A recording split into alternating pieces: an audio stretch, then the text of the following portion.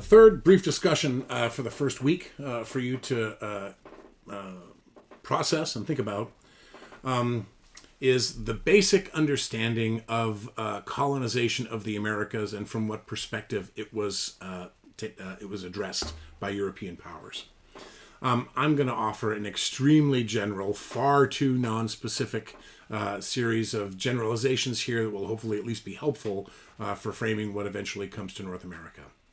As I mentioned in our previous conversation, the dominant economic mindset at this particular time was mercantilism. It was a version of early capitalism that was driven by nations in which governments heavily regulated trade and commerce in hopes of increasing individual national wealth.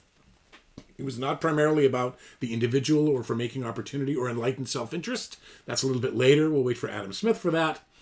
Instead, remember that wealth and power and influence for the home country is the only consideration.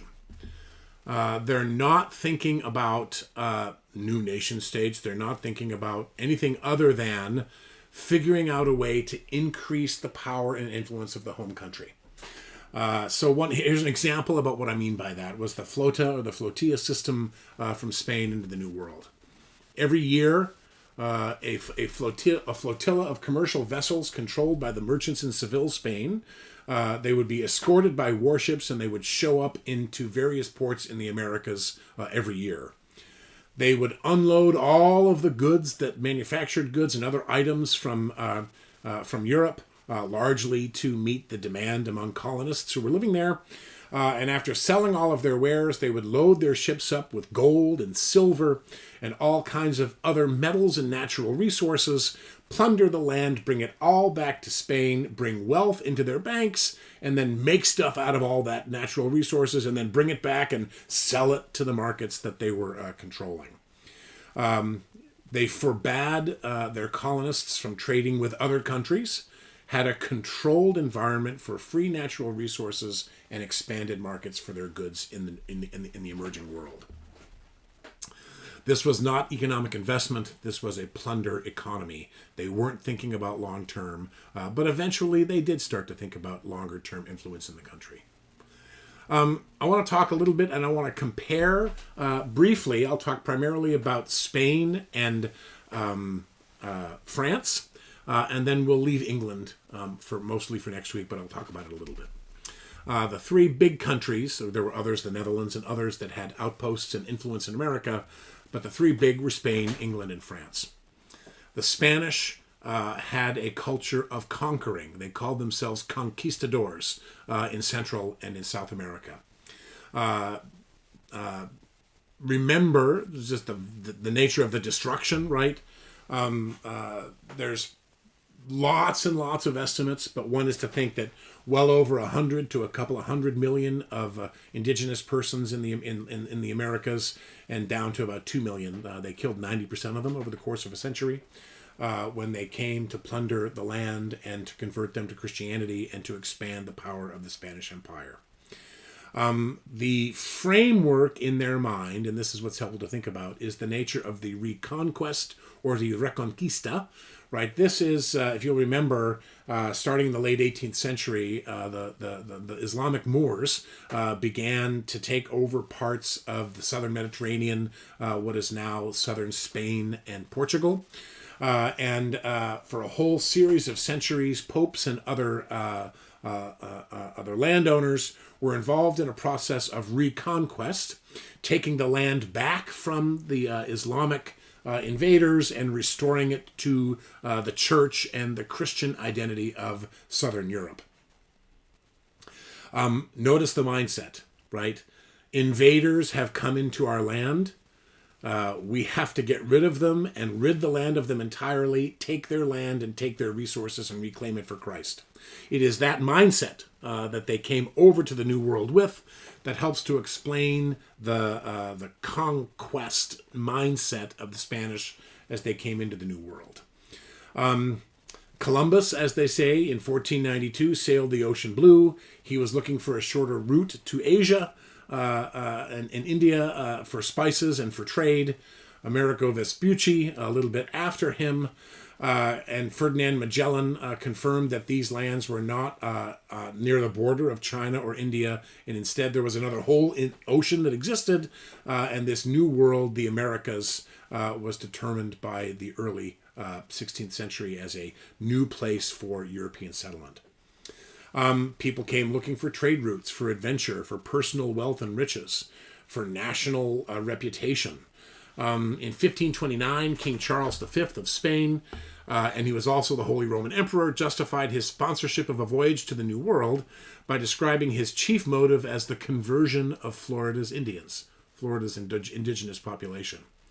There were those who challenged this dominant conquest mindset among Spanish conquistadors, who thought that the people should be valued and they should be treated with care and dignity. Among them were the famous Bartolomeo de las Casas, lived 1474 to 1566, as well as fellow Dominican priest Francisco de Vitoria, defending Indian rights and thought that Christian truth should affect every area of life, even when you are impacting others. But conquistadors in general tended to treat Indians brutally. Some, like Bernardo de Minaya and Julian Garces, opposed the poor treatment of the Indians, but those were minority voices. Those Spanish colonists eventually came up into what is now North America. There were, by the end of the 16th century, 25 missionary stations in New Mexico with about 35,000 indigenous converts. The first martyr in North America was Franciscan priest Juan de Padilla. There were all others who were also coming up into the land. Junipero Serra in the early 18th century came up as a Franciscan presence in California. So as a result of that, we see that the Spanish had a conquering mindset in the Americas, but they didn't have the same level of cultural power, influence, and control in North America as they did in the rest of the Americas. The second was the French in the New World. The French also competed in the Americas. The French were much more active in North America alongside the British. As many of you who've studied American history know, we even fought a war at some point with the French in the 18th century to get them out. And ironically, they're the ones who a little bit later came and helped us during the American Revolution.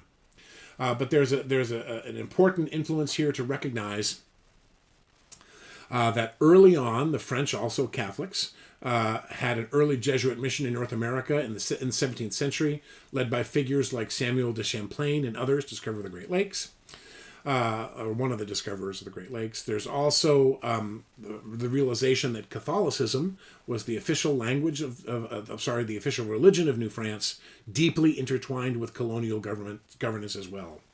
Among the early missionaries who came into what was New France by that point, in what is now regions from Louisiana all the way up through Ohio, were Jesuits.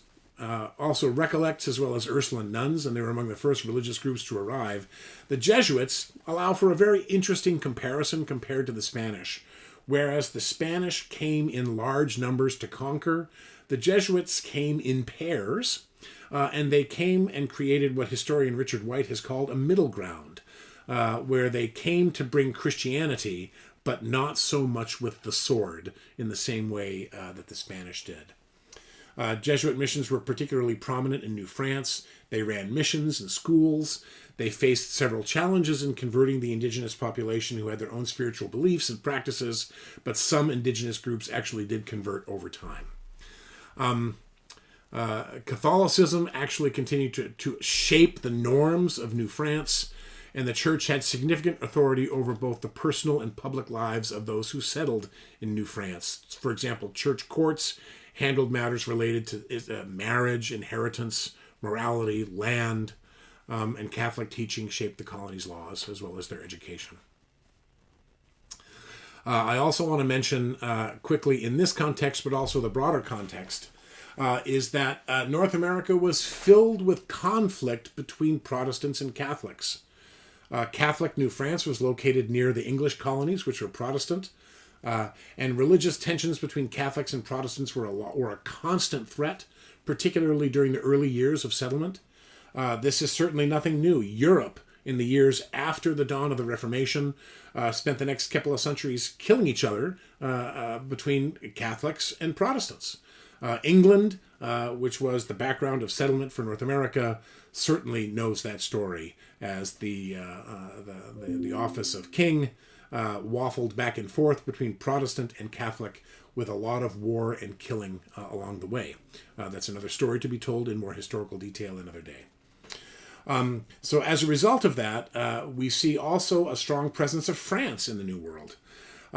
It is in this particular context, in North America, with a growing presence of France, that English colonies are placed and located, first in Virginia, Jamestown, then in Plymouth, and then in Boston or Cambridge.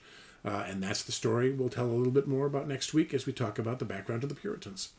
All right, with that, I think we have a few framing devices that might be helpful as we begin our study together. Thanks.